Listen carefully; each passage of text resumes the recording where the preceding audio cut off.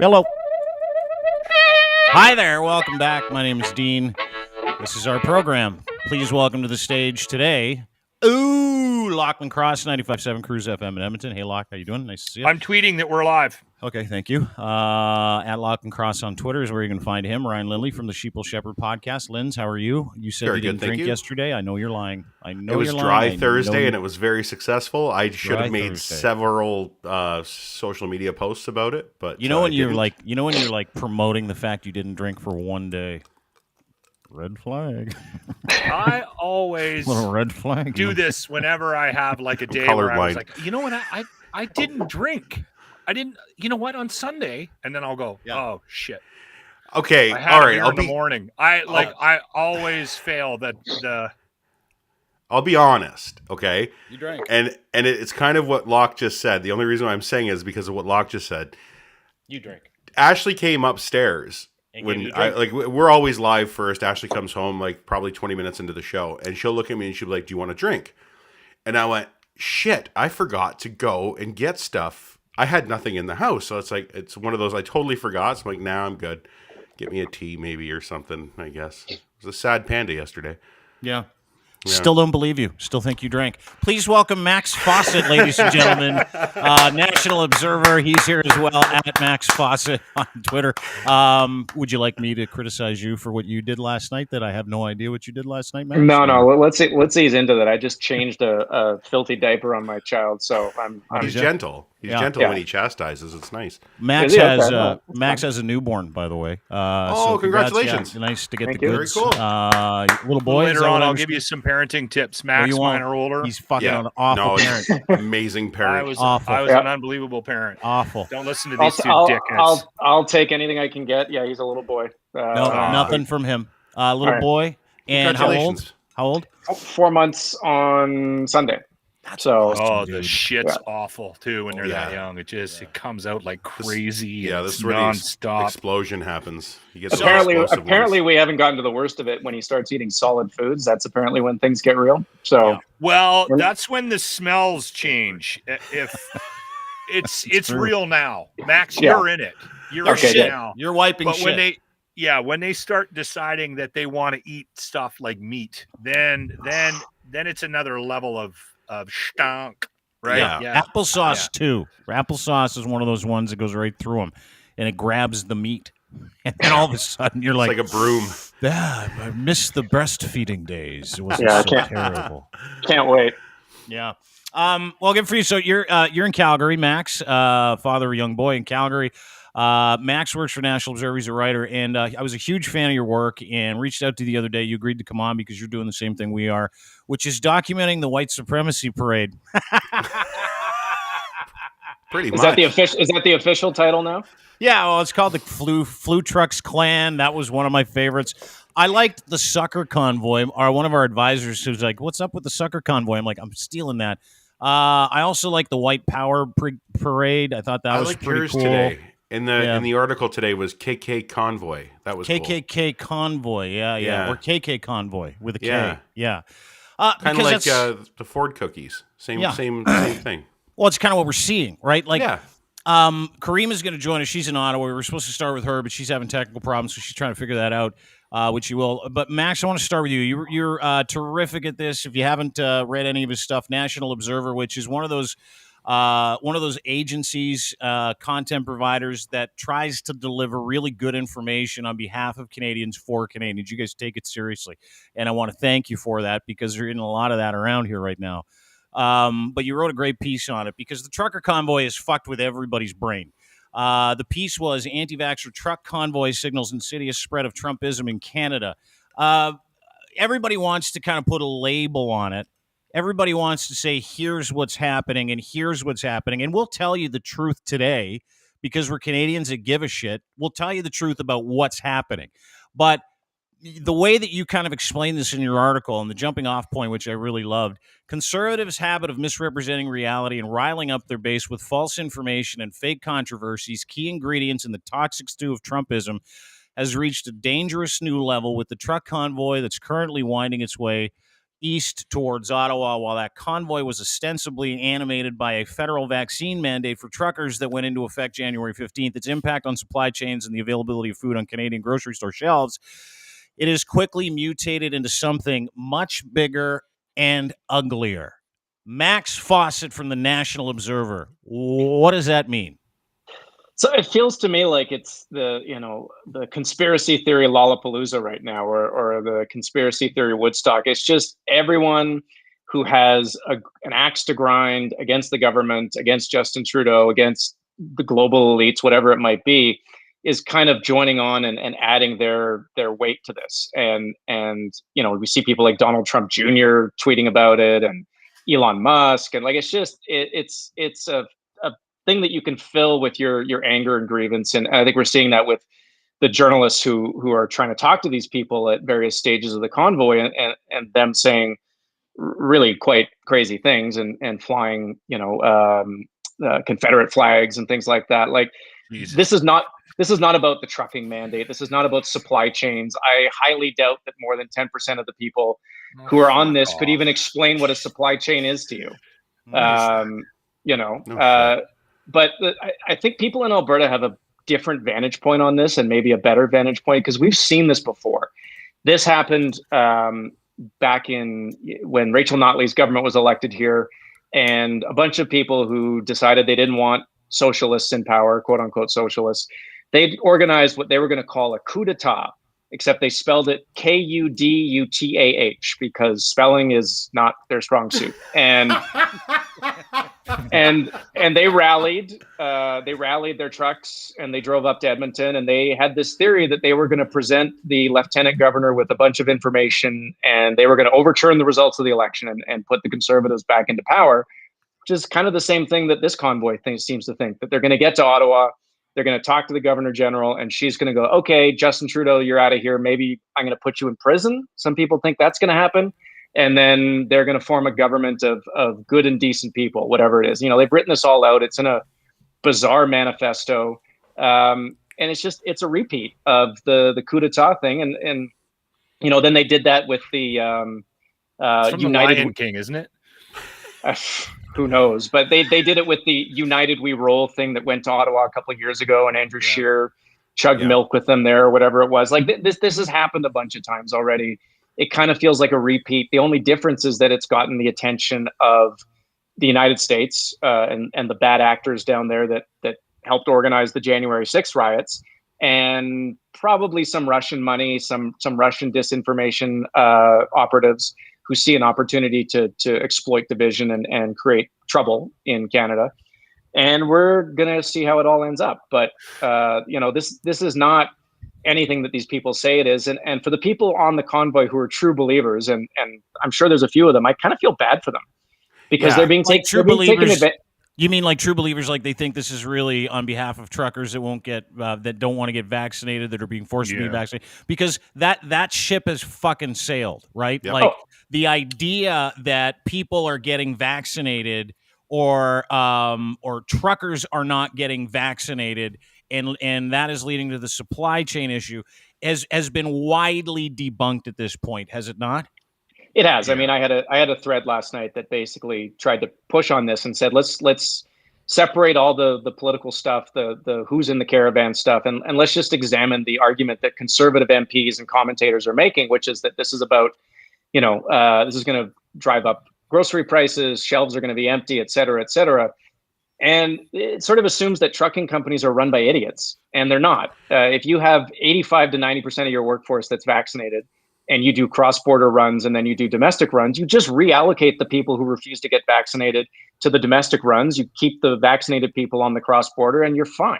It's exactly what we're doing. Yeah, that's exactly what we're doing. That's what I do for a living. And for the last 15 years, Max, you were in on this conversation today. The Conservative government has always put that onus on the truckers' shoulders, saying that, you're all going to starve if, that's supply chain issue. The Liberals are to blame for 15 years. It's just like the gun control thing. They're going to come and take your guns for the last 40 years. It's an ongoing, the hook, line, and sinker that nobody seems to. open their eyes and go, shit, they keep telling us this, but nothing ever bad happens. Ever. Yeah, it's like, I mean, it's like Charlie Brown in the football. Like, they keep pulling it away, and folks that buy this stuff keep running forward and thinking they're going to get to kick it this time. You know, the conservative political strategy here, as it was under Trump in the States, still is you got to keep people scared and angry, right? Panic pandering works. I'm glad I got somebody from Alberta in the room with me, Max, just because I've said this out loud, and I kind of get from the Ontarians on the panel. I always get that kind of like, yeah, no, I didn't vote for Trudeau either. I don't like him either. No. You do not understand the level of hatred for that man. It is intense here. I'd say at least once a week, somebody will call. If we have a political discussion on my show in the morning, somebody will call, and I will be rolling tape on a call from a guy that says, we need to go to Ottawa and shoot the guy. Like, literally, it happens once a week. People hate him. There was a commercial that we ran 3 months ago on the air, and I don't even know what it was. It was probably vaccine related, and his voice was in it, and it was 3 or 4 seconds. Every time the ad ran, the phone lines would light up. I am never listening to your goddamn radio station. They didn't even know what the hell the ad was. It's his voice. It triggers people. There is severe hatred for that man. I have never seen anything like it in my life. Is it delusion, Max? Like, is it derangement? Insecurity? Like, we talk about those insecurities, derangement syndromes, which everybody likes to label everybody: Trump derangement syndrome, vaccine derangement syndrome, mass formation psychosis, all that stuff. But you live in Alberta. Are we living in a vacuum out here? Like, was Locke saying is correct? Like, do people really fucking hate this guy out there that much? And isn't that kind of what this is all about? Isn't it just a big fuck you, Trudeau kegger? Like, isn't that what it is? Yeah, 100%. It's a fuck you, Trudeau kegger. That's the great way to put it. And thank you. And look, people in Alberta have a unhealthy level of hatred for him. To the point where it sort of consumes their lives, their identities, and it's not just sort of marginal people who aren't educated or whatever you want to say. Like Brett Wilson, who was on Dragon's Den, who is a sort of notorious figure of high respect in Calgary in the business community. He's repeatedly said that he thinks that environmental protesters should be hung. And then the other day about the convoy, he said that basically he was referencing Yellowstone. I haven't actually watched Yellowstone. I know I have to. And said that he's not going to end up at the bus depot. And apparently people were saying that was a very clear allusion to when people get sent to the train station on Yellowstone, they get killed. It's just it's ridiculous. I was not a fan of Stephen Harper's. I was thinking about this the other day. But the degree of protest that we saw was like a young girl holding a sign in Parliament and saying nothing. That was like what triggered conservatives about progressives. And conservatives they feel comfortable saying that he should be hung, he should be shot, he should be imprisoned. And I think a lot of it is because they watched Trump for 4 years create a permission structure where it was okay to use this kind of language, and you wouldn't get caught out for it. So I don't know how you put this genie back in the bottle. I'm the thing that worries me about this convoy, as much as it's silly and unprofessional and it's probably going to amount to nothing, is all it takes is one person with a gun and a bad idea in their head, and something terrible could happen. And it almost did, when the friendly sausage maker tried to drive his truck through Rideau Hall. So, I see conservatives kind of jacking people up and making them feel like they're the victims, and Trudeau's taking away their freedoms. And this could end in a really bad place. And I really wonder how they would feel if that happened. Oh, I don't think that they care. I think they're at that point. I want to bring Caryma in just a second, and I'm going to do that. She's standing by in Ottawa, live. Friesen or took us off. Locke, go ahead. Max, quickly, what did you think of the O'Toole presser yesterday? Did you watch it? I did. I mean, if you wanted to show your kids why he was a failure as a leader in 20 years, you just show them that, right? Yeah, exactly. That says it all. Like he was on one side, then he got pushed over to the other side. He showed no spine, no backbone, no guts. and he got the moment wrong. Like that will be what they put in the time capsule for future generations to understand why he was a terrible leader. Yeah, just an absolute wafer. Like I watched his press conference where they're like, and they said to him, "I'll get the video in a second. We're going to get to Caryma." But I watched the video and they're like, "Hey, you're going to meet with those truckers," which, by the way, was prearranged by a man named Jeff Ballingall. And we'll get to that in a minute. Yeah. This is all prearranged. They were supposed to meet, have a victory moment with Aaron O'Toole. They were going to rally all the crazies on the CPC side, and now he's having misgivings because we're finding out through people like Max, ourselves, and a few other people that actually give a shit about this country and espouse decent values and like facts that this is all just bullshit, that this trucker convoy is not a trucker convoy. It's a Trojan horse full of white supremacists parading around as truckers in drag. That's all it is. Caryma is in Ottawa. Strong language, Max. Sorry about that. Hi, Caryma. How are you? Hey. Hi. I was warm? hoping to join you live from the streets, but the internet crapped out, and I'm much warmer and happier in here. Yeah, I bet you are. Hey, thanks for doing this. Is 5G. Yeah, she's vaccinated and everything. You think her butt, she'd get full bars, man, with the 5G in her arm. So, Caryma, you're in Ottawa. How would you describe what you've seen so far? Well, I've seen a few dozen people. That is the extent of the protest up to this point. I understand that many are arriving tomorrow is the game plan. But I've seen bigger rallies at in barbecue in joints? Hanover. No, in Hanover had a bigger rally than this. So Kitchener. That. Yeah. Yeah. So it's not the most impressive sort of outpouring of support. The guy in the banana hammock, he was here, but he was in jeans. Like everything sucks.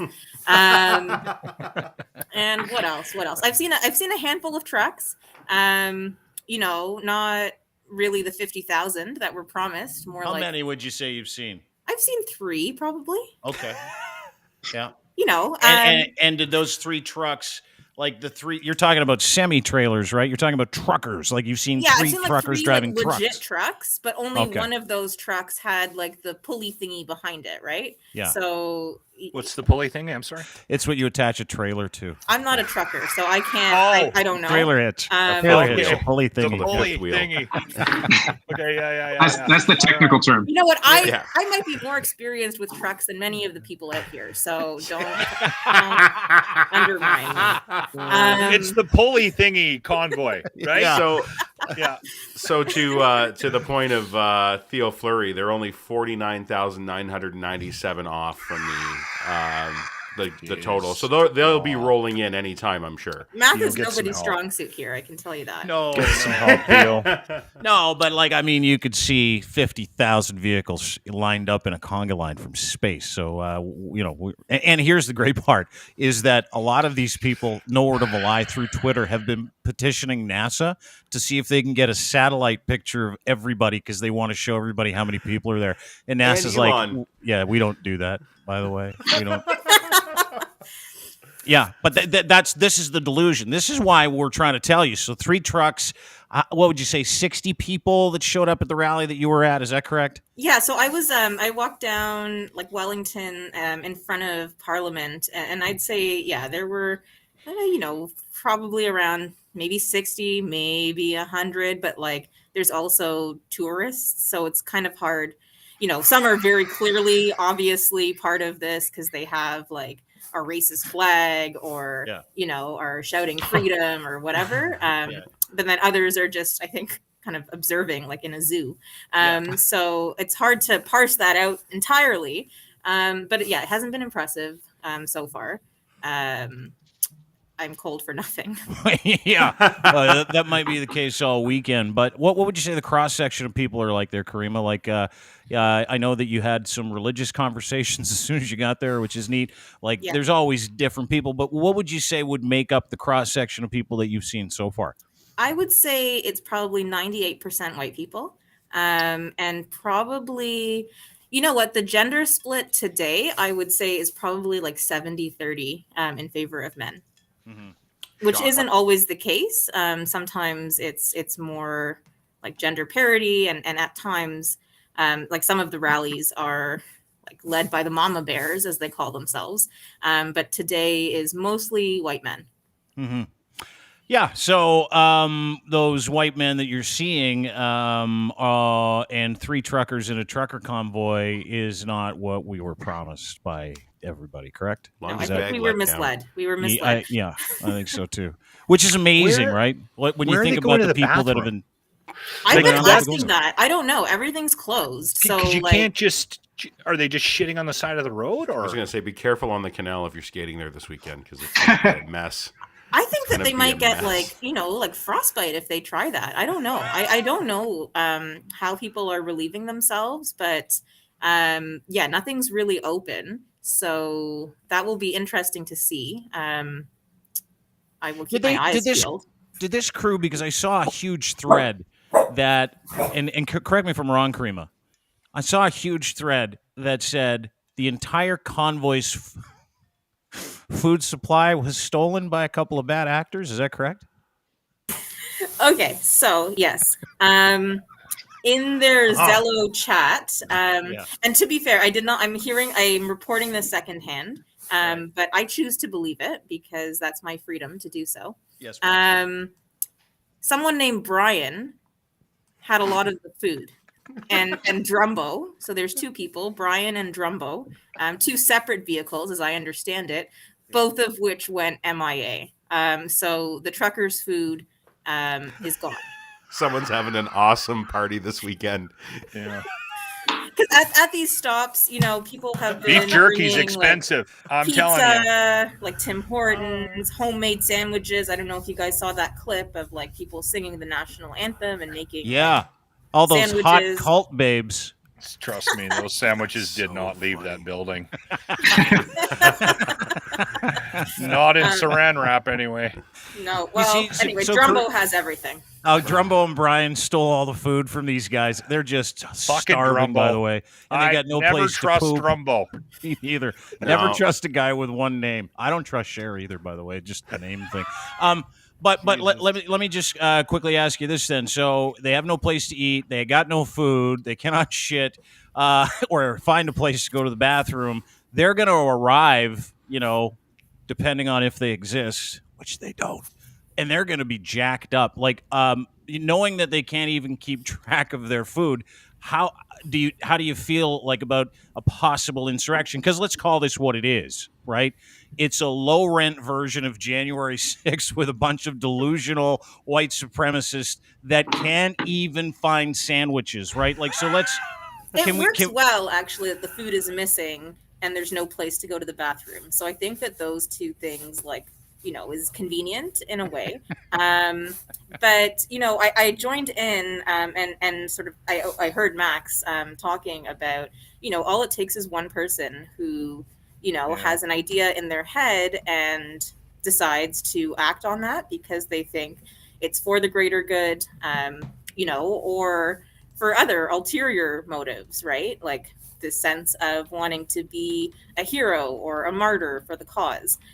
So as much as I am joking about this, there is an element of real seriousness to it. And the fact that so many people have been duped and kind of believe that this is a legitimate cause that, maybe got hijacked by some bad apples. But that's not how I see it at all. I think from the outset, this movement, this particular sort of branch of the movement has been, for other purposes to push a political agenda. Yeah, it has nothing to do with truckers. So is this the actual group that's tied to the organizers that have the GoFundMe that just released $1 million to their possession, or no? Max, do you know that? I don't. I mean, I know there's competing groups. So there's a group that organized sort of I'm just looking at Justin Ling's Vice piece here because he wrote all about it. Sort of the organizing body, and then there's the fundraiser, which was separate, and that was the woman who's involved with the Maverick Party. Yeah, Tamara Lynch. Yeah. So my question is if they've released $1 million to them, why wouldn't they have used that to apply for the permits for a demonstration in Ottawa properly, and then put up washroom facilities and maybe a warming station or Ryan, something like that. Ryan, they can't even keep track of the sandwiches. It Are was you a fucking rhetorical serious? question. These are not form filler outers. Like, let me play you something here. This is, and thank God this happened today, and I'm glad you guys are here. This is a gentleman who's in the Convoy, and I give him full credit, even though he's a virulent racist. I give him full credit because he's the only person that tells the truth about why these fucking jackoffs are going to Ottawa. Watch this. This is fucking unbelievable to me, to the point where when I put it up, I'm like, I can't believe someone actually said it.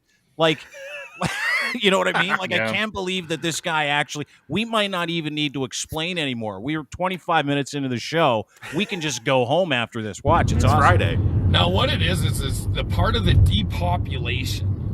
And a lot of people don't understand what that means. And what there is there's an end game. It's called depopulation of the Caucasian race or the Anglo-Saxon.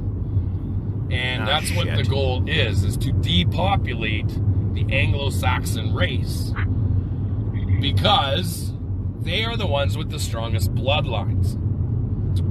And we'll leave it at that because then we get into a whole different topic. But it's a depopulation of race. Okay, that's what they want to do. I've spoken before about how we have Ahmed Ahmadinejad, or Mahmed.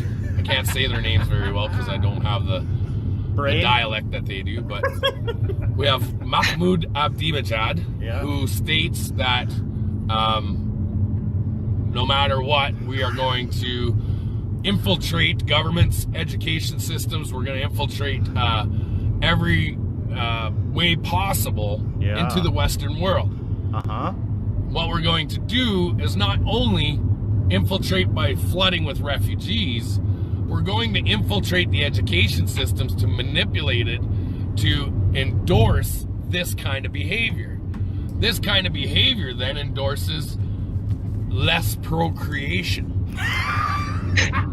All right, so the less procreation, the less white people, or, Anglo-Saxon. Let's say Anglo-Saxon, because when I say white, all the Antifa guys call up the race card.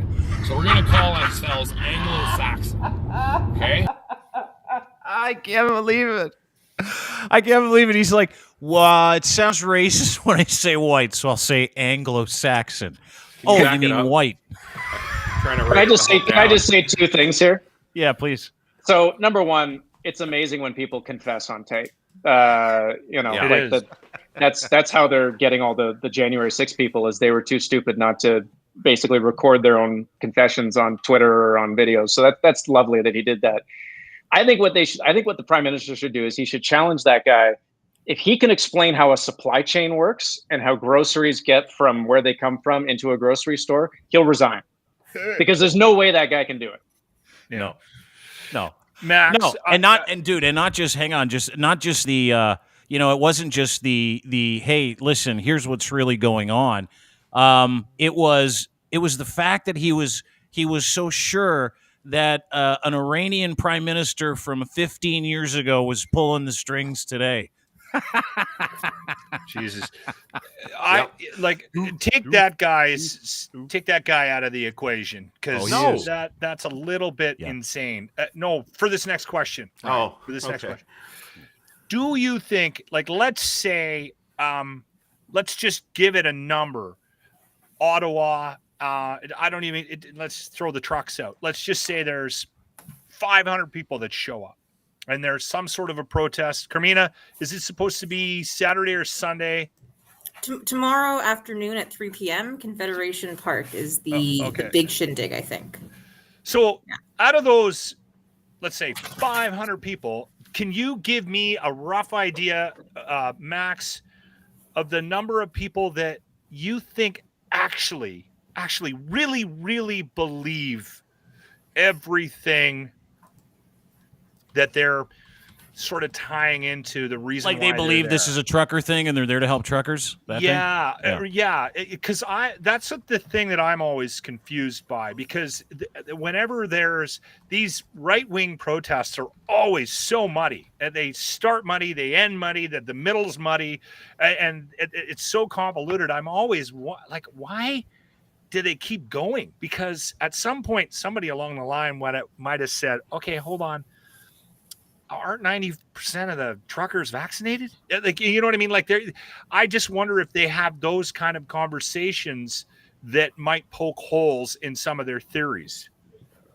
I mean, I think if 10% are there for the right reasons and aren't there because they have conspiracy theories about the United Nations and Trudeau and climate change and vaccines and Bill Gates, I think that would be impressive to me, because it feels like this is just an opportunity for everybody who's angry about something to get in their car and get in their pickup truck. And that's the thing, like, these aren't trailer trucks, these are pickup trucks. That's not what this is supposed to be. But they get in their truck and they drive to Ottawa because it's an opportunity to cosplay as a revolutionary, right? They have is what I was thinking too. Yeah. They have felt for a long time like they're right, they're on the right side of history, and the media, the elites, the environmentalists, Trudeau, they're the bad people. And this gives them an opportunity to play along with that, to meet other people who feel that way, to have sort of an outpouring of that sort of feeling, and then I think when they get things like, the U.S. media picking it up, Fox News, Donald Trump Jr., it really gets in their head, right? They really do feel like they're right, they're the revolutionaries, and the doctors and the people who are getting vaccinated are somehow the bad people. And it's not just like the. Go ahead, Max. Sorry, go ahead. Well, the thing that I worry about is I don't know how you de-escalate this, because this is going to give them such a sugar high. It's going to make them feel so filled with righteous indignation and passion that it's going to be hard for them to go home and like go back to their regular lives, right? Yeah. They're gonna keep chasing this dragon. Yeah, because they feel like heroes, right? Like they're being told they're heroes. They're driving across the country like heroes, which, I like my heroes that shower once a week and believe in science and also don't pee in Gatorade jugs. But those are my preferences for heroes, right? People that are firmly rooted in objective reality. So let me get to this portion of it. Who's behind it? Because we're talking about mental illness, which these people are generally suffering from very severe forms of delusion that's brought on by a number of things, which we know. Cognitive inability to reason, which is huge, which means, it's just kind of a fancy way of saying too dumb to get it. And then you've got religion, and then you've got, just indignation. That swooping neckline. Yeah, the guy with the sweet neckline on the T-shirt that Caryma loved so much. That's that guy. A sign. Yeah, but like that, there are the people involved. Some of the people have been hoodwinked, some aren't. There's a real Conservative Party of Canada, Wild Rose Party, Maverick Party connection here, and there's a connection to a guy named Jeff Ballingall. Jeff Ballingall is the Canada Proud brand. He runs the Post Millennial. These are high-end, nationalistic, xenophobic websites that parade around as they're just proud of Canada and they're just representing conservative values. But what they really are digital touch points for rednecks that like to be angry, right? And so effectively, this is coming through Jeff Ballingall, and I know that he's associated with some of the people that are running it. But there are a small group of people with political and financial interests that have effectively co-opted the trucker movement and the trucker mandate idea, and they're using this as a Trojan horse to go to Ottawa. That's what's happening. But what do you know about the genesis of this whole thing and who's involved politically, Max? Because this is the stuff. Like, this is the stuff that people are having a hard time understanding is, okay, well, how are the Conservatives involved? And if this is fake news, why is Aaron O'Toole pretending it isn't? Why are the Conservatives cheering these guys on? Jeremy Panzer, who's an MP, was in this video. Dude, I'll just show it to you with Pat King today. He's legitimately a fucking member of parliament, and he's involved in this. Like, just like the insurrections, this is like the most low-rent insurrection you've ever fucking seen in your life. But how are the political parties at play? CPC, PPC, Maverick parties. How are they involved in this from an Alberta perspective or a national perspective, Max? So I think there's two separate groups. There's the backroom operatives, people like Jeff Ballingall, like you mentioned, the Maverick Party organizer out here who's been driving the fundraiser, and they, I think, have a longer game that they're trying to play here, which is basically reshape the Conservative Party of Canada and conservative parties out west here in Alberta in their image, in the image of a sort of Trumpist, populist, much further right than certainly the Progressive Conservative Party of yore, and they're having a lot of success. I hate to say it, but Facebook is brain poison, and a lot of these groups are on there just injecting it into people's heads every day about hating Trudeau, hating progressives, hating liberals, hating everything. And I think it starts to add up in people, and we see things like this today. The thing I'm interested in is the GoFundMe and how they're going to resolve that, because it really feels to me like there's a fair bit of list building going on there. They may be trying to do some covert fundraising. I'm really not sure, and how GoFundMe resolves that and how much transparency and disclosure they demand from the organizers is going to say a lot. And I think that's one area where journalists really need to kind of keep paying attention once this thing settles down on Saturday. Yeah, but that's a good point. There is an attachment there, and I'm glad Ryan's here, because Ryan was the guy that kind of busted it open for us on the weekend with an article about this. But Ryan, there's an attachment here to a group called FH Medical. FH Medical is an arm of the Conservative Party, and they have donated literally hundreds of thousands of dollars below the line into this fundraiser, this GoFundMe campaign.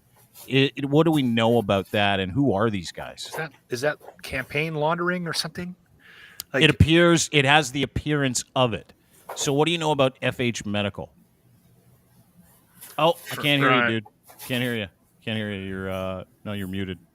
Yeah. You'll get it. I just go out and come back in again. Good looking. You're okay. Yeah. But there seems to be a real slant here with a medical company called FH Medical. We're still kind of doing the work. Maybe Ryan can kind of help us. Ryan, you there? You got us now? No, not at all. We'll wait till you fix it. But are you sensing that too? Kind of, and I know you got to be careful. We all need to be careful when we're kind of talking about this. But like we have been, and I'll just from our perspective, since we've kind of taken this thing on, we've been pounded with Russian bots. We've been pounded with interference bots, information, traditionally from Russia, which is what we're seeing. We've seen it all. I played some of it for everybody yesterday, but it's like this has opened up Pandora's box, and I don't think Aaron O'Toole and the Conservative Party of Canada knew when they were kind of getting into bed on the sly that this would be as fucking cancerous as it's become. That's my feeling.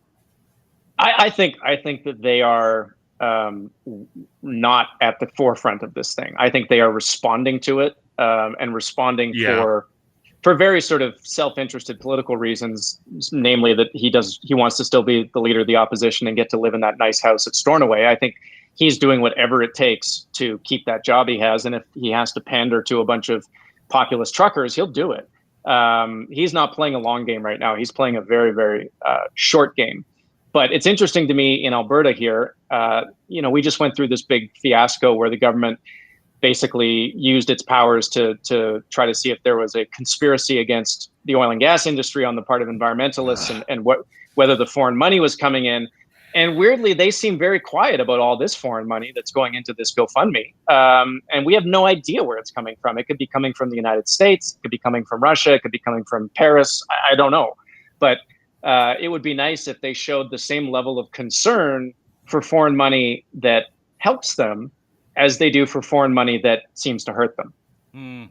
I remember saying something to Kenny. We don't need to get into it, but I actually ended up with an opportunity to interview him on my show. This was just before he took over. It's hilarious you call that an opportunity, by the way. That's funny. You know what? Listen, I jumped at it. I mean, he was going to be the leader. We all knew it. I mean, we were sick and tired. This what we do in Canada, not just Alberta, but right across the country, is we don't actually put people in we like. We vote to get the guy that's in out. And that's just been an ongoing sort of trend politically in this country forever. So I knew that Nutley was on her way out and Kenny was on his way in, and I got an opportunity to interview the guy. And I remember saying to him, I said to him, because there was this obvious focus to try to pander to the right, and not the extreme right, but the right.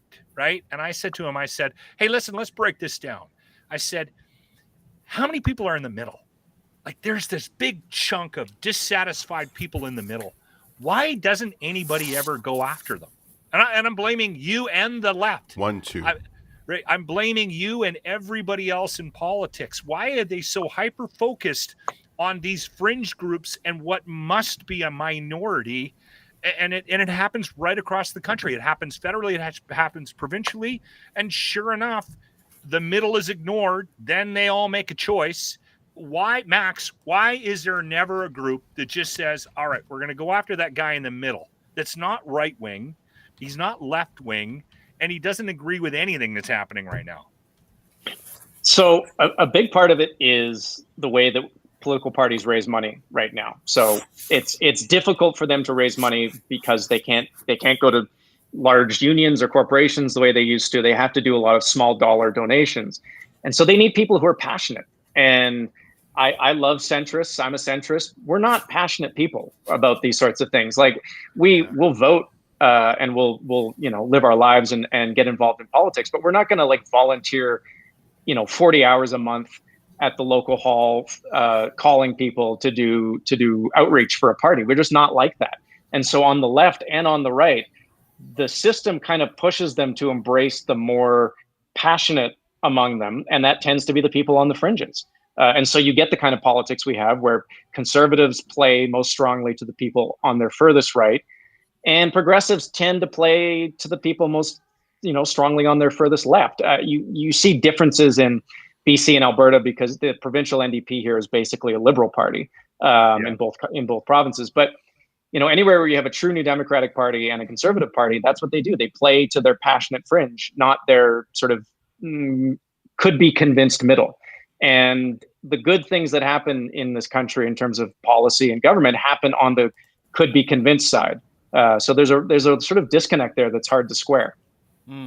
That's the first explanation by the way, Kenny's explanation was bullshit. That's the first explanation I've ever had. I mean, he was like, there's no middle. There's no, we're all the same. That was what his line was. It's like, fuck off. Well, another piece of the fallout here that we're talking about, which supercharges it, Max mentioned it earlier. This is there are some big names that have bought into the lie, and conveniently, the big names that have bought into the lie are all big names that are refusing to get vaccinated and think that that this is tyranny. One of those is Joe Rogan. This is him talking about the trucks the other day on his show. Your country's in revolt. Do you know about this? Well, show this video. Look at this video that I sent Jamie.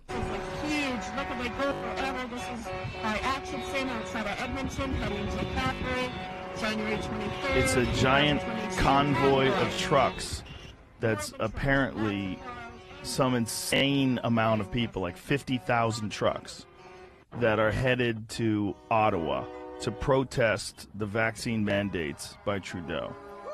Now, that was Joe Rogan. This was Russell Brand. This morning. These guys have legitimately hundreds of millions of followers, and they're lying and purveying the lie. Watch this. This is Russell Brand today. Fucked. Canadian truckers are protesting all across their country. Why are the mainstream media not reporting it? For one thing, it will be in the Guinness World Book of Records if it is the biggest ever convoy ever, and that in itself is a pretty good news story. They'll be appearing next to the bloke with the beard of bees, and them chubby fellas in checkered trousers on motorbikes. You remember them, and you love them. Here's to the Canadian truckers. Here's to standing up for freedom. Here's to unique ways of protesting and ensuring voices that can't be heard inside the system are heard elsewhere. Please share this around and have a look at my main channel video where we talk about this at length. See you over there. Thank you. So that's Russell Brand. It's a hashtag chaser. passing along a lie that there are 50,000 truckers heading into Ottawa to take over the government, which is a lie. It's a lie. These are not voices.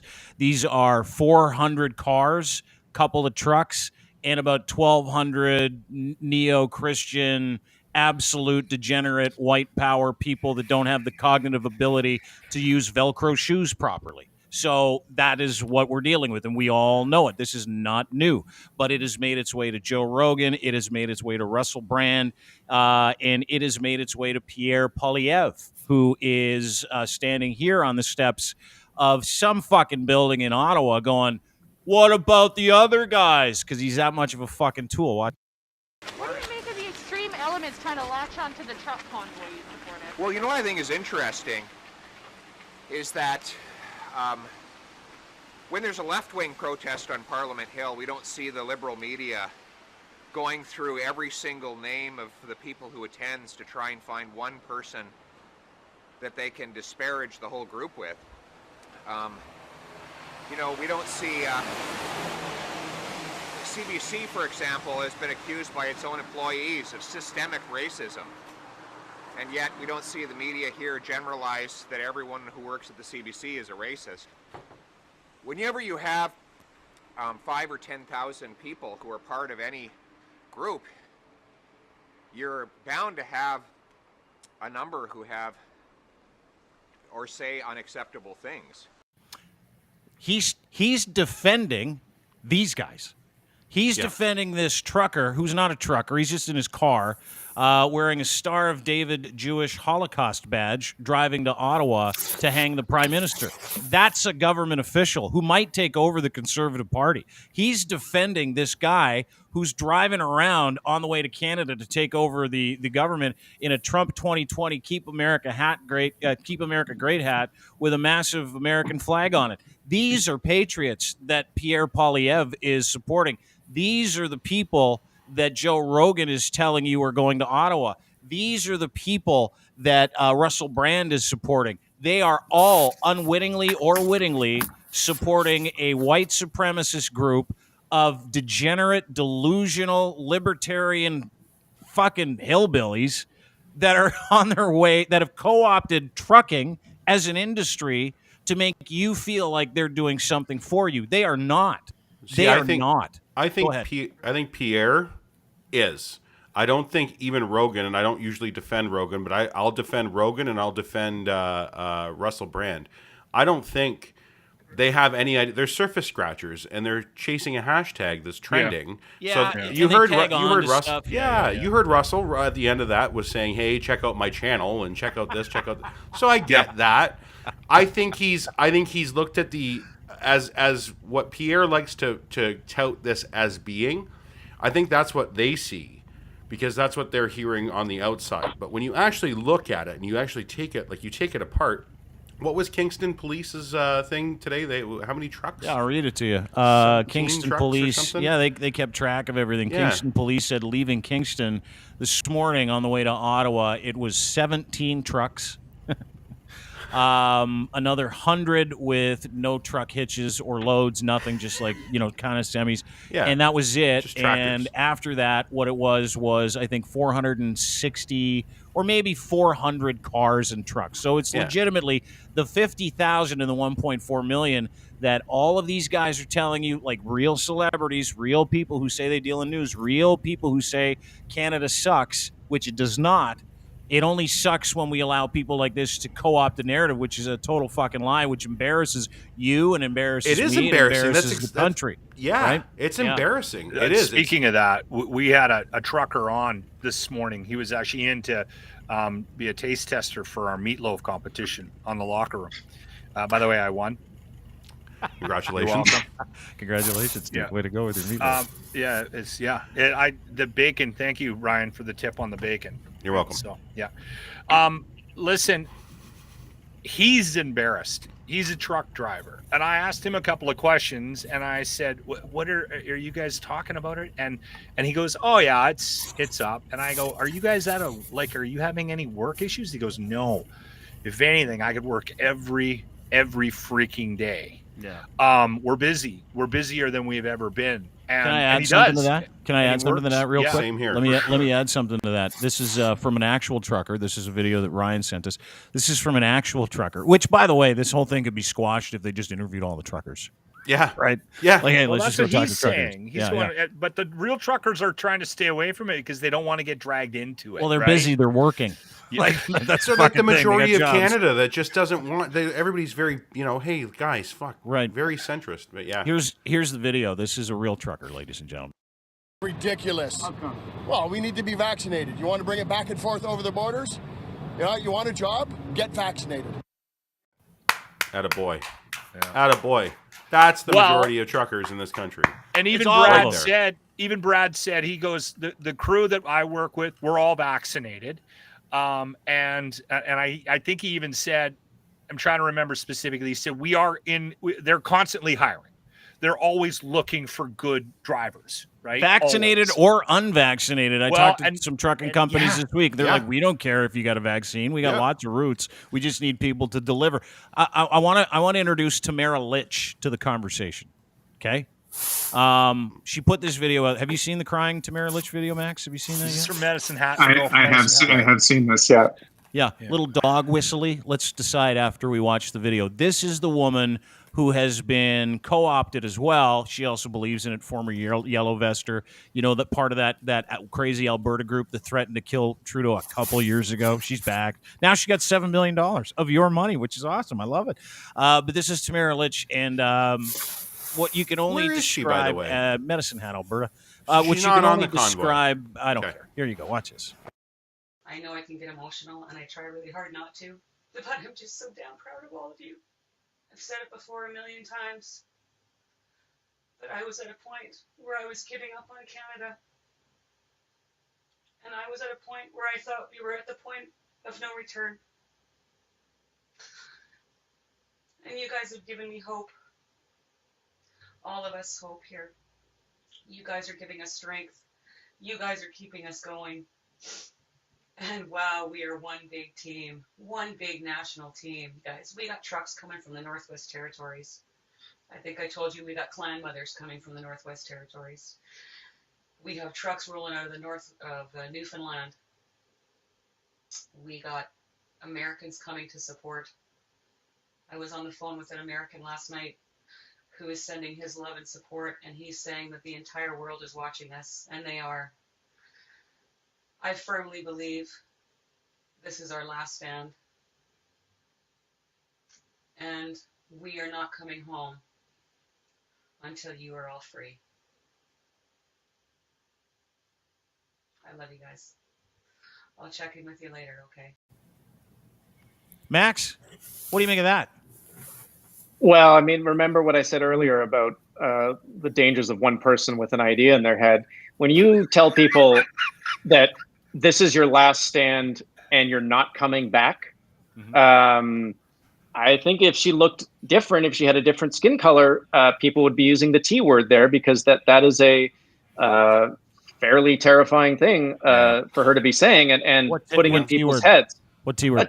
Terrorist. Oh, I was thinking one that had 4 letters. Never mind.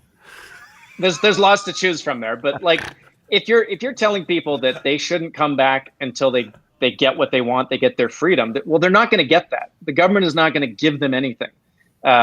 So what are you telling those people? Are you telling them that they should then do something crazy, or that they should lash out? Like, it's such an irresponsible message. I just to circle back on the trucker that you had the clip of, and thank goodness for him. The idea of being a libertarian trucker is an oxymoron. Like, everything they do is regulated by the government. How much freight they carry, the training they do. Like, that is one of the most heavily regulated jobs in the country. And so this idea that like they can do all those things, but God help you if the government asks you to get a vaccine, like it's absurd. Yeah, the whole thing is right. Like in the Tamara Litch dog whistle, and thanks to Ryan for pointing that out. That is what it is. It is a woman that is an unemployed heavy metal singer in local pubs around Medicine Hat, who's an unwitting accomplice or witting accomplice to an absolutely criminal domestic terror experience in this country. and she's crying, telling all of the other domestic terrorists, "This is our last stand. We might And not be coming back." Go ahead, Caryma. they have no concept of, we're not going to come home until you're free, but there is no coherent demand. Like, even like, they no aren't structure. even, they're not even successful terrorists, because you need to articulate what you're asking for, and they're Yeah. not doing that.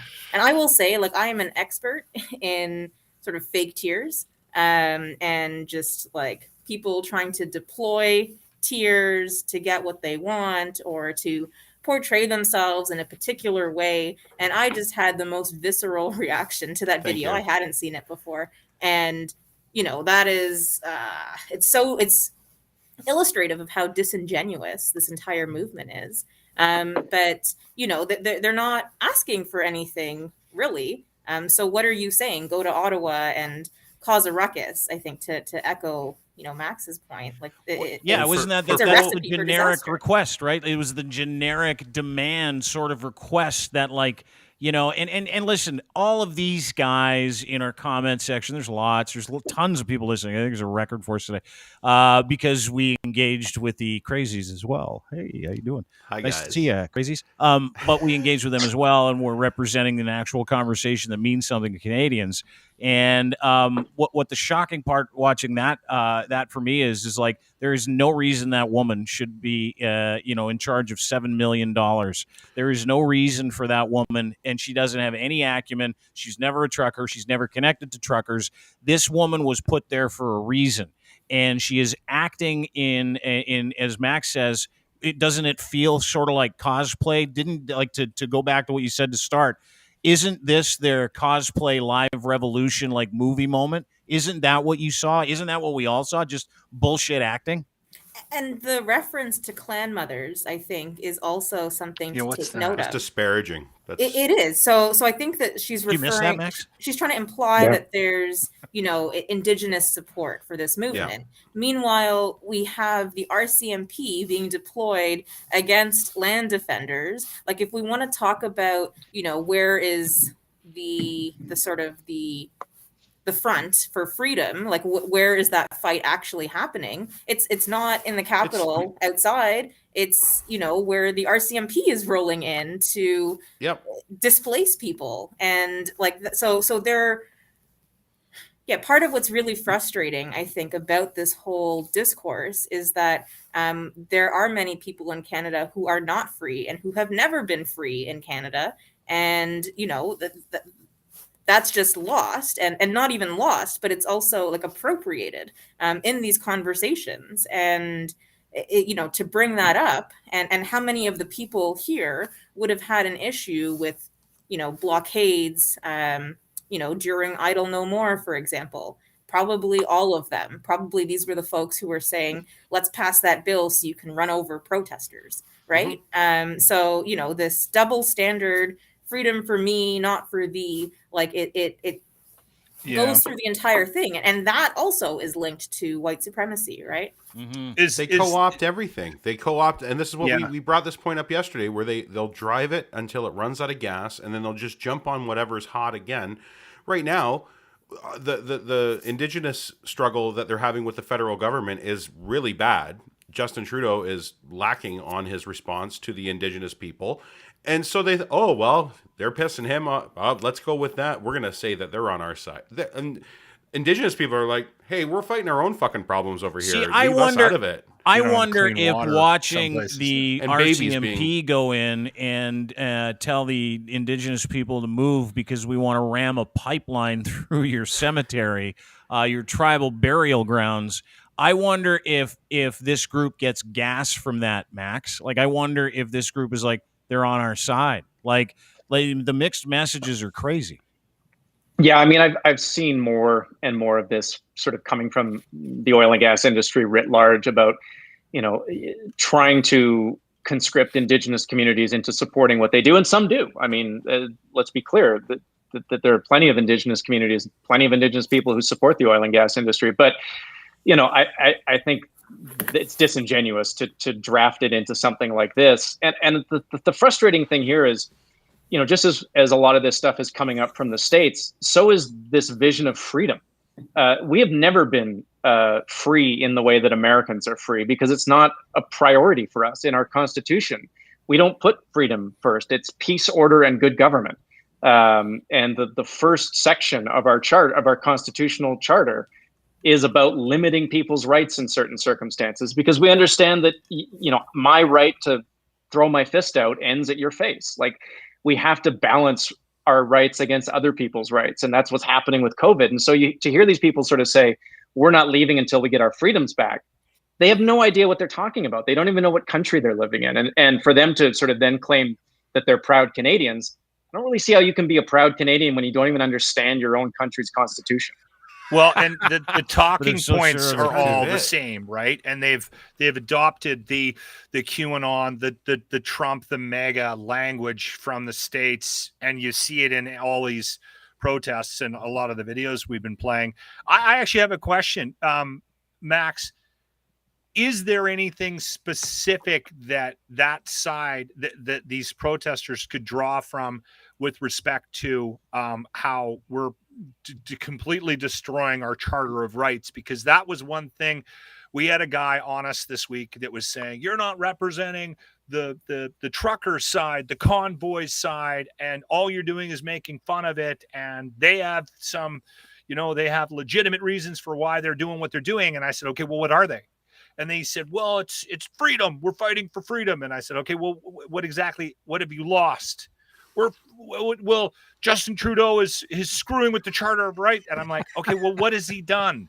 Like, I kept asking more and more specific questions. Yeah. And then finally I said, well, why don't you come on and explain it? Because I don't know how else. I don't have time to sit here and text you all day. Is there anything that they are they're pointing to that you've heard that would indicate that we have done some damage to our Charter of Rights, or that we're all losing our freedoms because of what we've gone through? No, it's just a total misunderstanding of how our Constitution works. And look, asking folks who don't really understand supply chains to understand the nuance of a Constitution, that's a big stretch. But it's a big ask. But the thing, and I keep trying to tell this to people, is our rights are not absolute. We are not Americans. We're Canadians. And our Constitution, which is very pro freedom, very pro individual rights, let's not confuse ourselves, but it understands that there are situations where my rights are not as important as the rights of, let's say, 1,000 people, right? And so my right to not get vaccinated and then to go spread that around does not supersede everyone else's right to be safe, to be able to go to work, to be able to see their family and kids and all the rest of it. That's in the Constitution. That is in it's literally Section 1. The first part of our Constitution says there are circumstances where rights can be limited. Now, that doesn't mean that they're limited forever. It doesn't mean they're gone. It doesn't mean they've been taken away. It just means that in the moment, we understand that sometimes there's a greater good that has to be served. In 6 months, in 12 months, when these pandemic restrictions are lifted, your rights will be the same as they were before the pandemic. Your rights don't change based on how they're being enforced in the moment. Well, as somebody that's vaccinated, I should be more pissed about the restrictions that we're under, because we're under them because of the unvaxxed. Which are provincial. Yeah, absolutely. I'm getting in the Subaru. I'm gonna fucking head to. Caryma, you've got an update from the Hill. Caryma Saad, what do you got? So a conversation with a police officer and sort of what they understand this to be and what they think their role is. And one cop said that he's probably going to be sort of positioned there till Thursday. So the idea, I think, is that people are coming, and the small group that I saw is meant, I suppose, to sort of act as a signal to bring other people. So they're hoping to stay there and I think accumulate. So that's their MO, but they're getting, more aggressive around passing cars. And, there is, this, I don't know what the end game is, but I think the end game is just to be a total piece of shit. That's what we're talking about here. Like the end game for these guys has nothing to do with truckers, mandates, none of that stuff. It's to go and air your grievances with about 1,000 to 2,000 other mentally and emotionally and intellectually compromised individuals who don't have time or space for change. That's really what this is. They're either too stupid to get it, or their religiosity is so ingrained in them, or they're the part of the QAnon. There's a massive cross section. We haven't mentioned QAnon today, but there is a major QAnon portion to this that is, again, still about kids, still about pedophile tunnels, pizza joints, to the point where, and I would be really interested to throw this out to see, because you there's been a narrative about Trudeau that, and I know one of his friends from university or high school got busted with child porn years ago. But there is this I believe part of this is these delusional crack jobs are convinced that Trudeau is part of some pedophilic cabal. Is that not part of the deal, Max? Am I off? I try not to inhale too much of that QAnon exhaust, but I think it's safe to assume that anyone who is a progressive politician is believed to be a pedophile by the QAnon people. They think everyone is a pedophile. I was a child pornographer yesterday with the guys on Gab from this convoy. Just because of this podcast, Dean's in that conversation too. He's Antifa as well. And you know what? Fuck, he likes pizza. I love pizza. Caryma, what were you going to say? You're not far off. So I've had conversations, that are not really charged and more so just kind of listening. And they start off kind of somewhat rational, right? Rooted in, politicians aren't responsive to the people. And then it sort of morphs into, and that's because in order to become a politician, they take you into this room and you have to do unspeakable things. And then, everyone is sort of compromised. So it's a weird kind of trajectory or slope, but I think because of these reinforcing sort of circles, right, and these echo chambers, and Facebook as brain poison, I think is a good analogy. The same for Instagram to some extent, and Telegram, and just these areas where people can chat with one another, and no one's vetting ideas, and it snowballs, and it's a community. And then at the same time, in all likelihood, the people falling down these rabbit holes are alienating themselves from their actual in real life communities, or bringing them down with them, right? So that's hard to unravel. Really good. And I don't know how we fix that. But that's a key issue. Max. Well, I think Caryma makes a good point. It's there's tragedy underneath the farce here, which is that as much as we can poke fun and laugh at some of this stuff, this is ripping families apart. This is ruining relationships. It's really sad, and I'm not sure how we undo that damage. I was thinking about this the other day. It used to be, I remember when I lived in Ottawa about 20 years ago, and I worked on the Hill, and you'd occasionally see these flyers or these single space printed rants put under people's windshield wipers, right?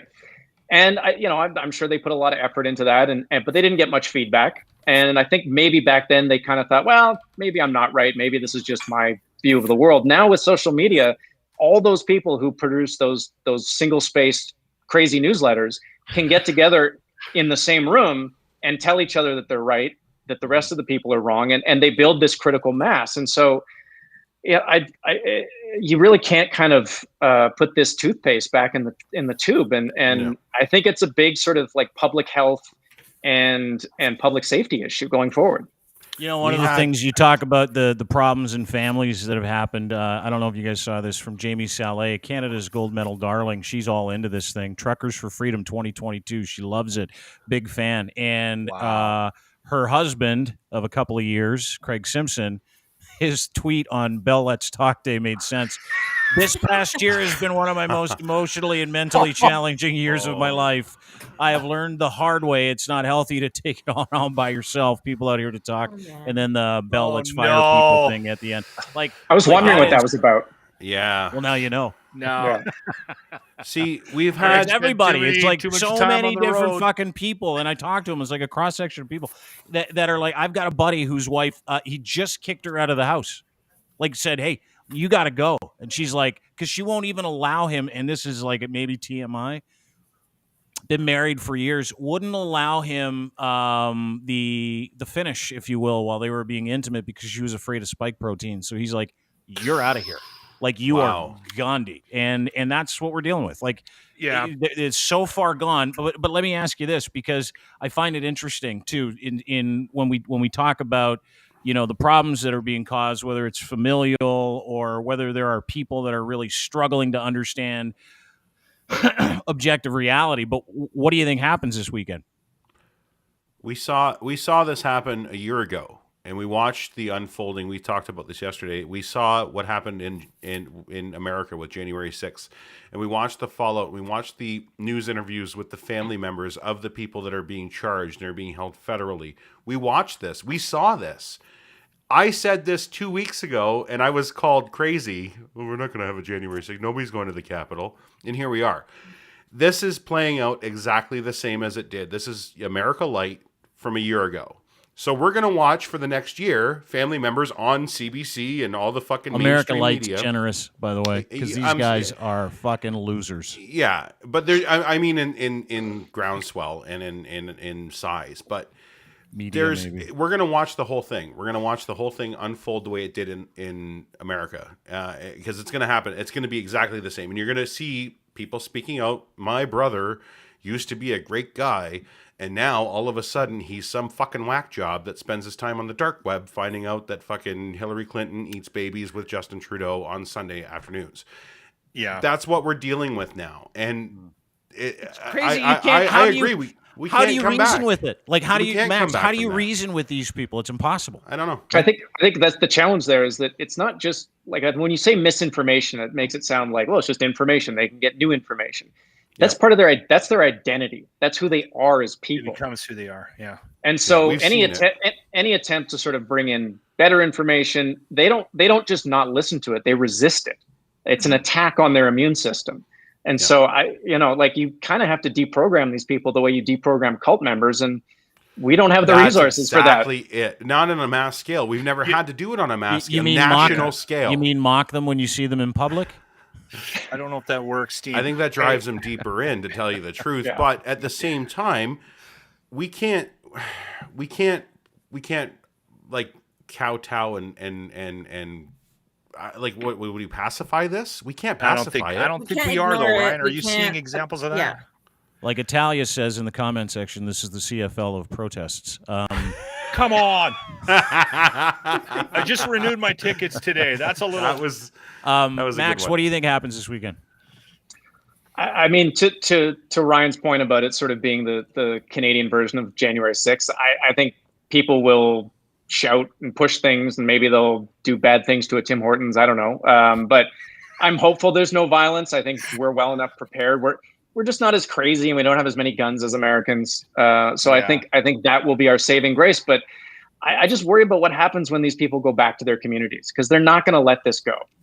In some respects, January 6th going as badly as it did kind of put a bit of a stop to it, in that you had to bring in law enforcement. People were prosecuted. There was a lot of talk. I think because this isn't going to come to a head, it's still going to be sitting there under the surface, waiting for the next time someone wants to bring it up again. And as long as Justin Trudeau is the prime minister, that venom is always going to be there to be exploited. Absolutely. Well, it's interesting that, and I don't know, Caryma, if you mentioned it, or if Max, you mentioned it about the community and feeling a part of something. Damn it, I wish I remembered the guy's name. I heard an interview with a guy that was like, he said, I was embedded in Occupy Wall Street, and he got dragged into it based on one of the principles of the protest. And again, I don't have a memory strong enough to remember what it was, but he said the biggest issue we had was once we all got together, no one could decide what the big message should be. And no one could decide what we wanted to accomplish from this protest. And then he said, then I just got comfortable and I hung out for a year. Yep. And part of the reason why he was scared to leave was because he didn't know where to go. He had created this community, he had created this group. And it's interesting because we've allowed that with social media. These people have this tent now. They have, and they feel embroidered into this thing that may or may not exist, that's heading across the country. Doesn't they feel exist. part of it, and even if they're in their kitchens in Medicine Hat taping some crying video, they feel like they're part of some cause, and that's powerful for people. You know what we have going for us as well is the fact that our law enforcement came out proactively on a municipal, provincial, and federal level to denounce this and say, "Hey, we're ready for you, you assholes. You show up here, you're gonna meet all of us." Whereas in the States, they didn't do that, which I think gave them a little more license and a little more gusto, a little more gas in the tank. They had the president of the United States and the president of the fucking exactly. You fucking go, kids. Now all we have is Aaron O'Toole stumping for them and pretending like he's assholes. not sure what's happening, but he might meet with them anyway. I'm You know, it's already prearranged. What enforcement looks like, because historically, from what I've observed, it's been quite lax, except for maybe a handful of incidents in early 2021. It's been very much treat anti-vaxxers with kid gloves. And, this sort of proactive side of law enforcement is, I think, maybe a bit different. I think than, the direct than we've seen threats so far. to the direct threats to the politicians this time have been a little more vocal and a little more public with the doxing. Yeah, we haven't talked about that, have we? Like we haven't. Like yesterday, the sergeant at arms. We did a post about it. The sergeant at arms gave every MP the permission to quote shelter in place because all of these guys have been trying to find out where all the MPs live. It was a big fucking memo that went out. You can go to deanblundell.com and read it. But like.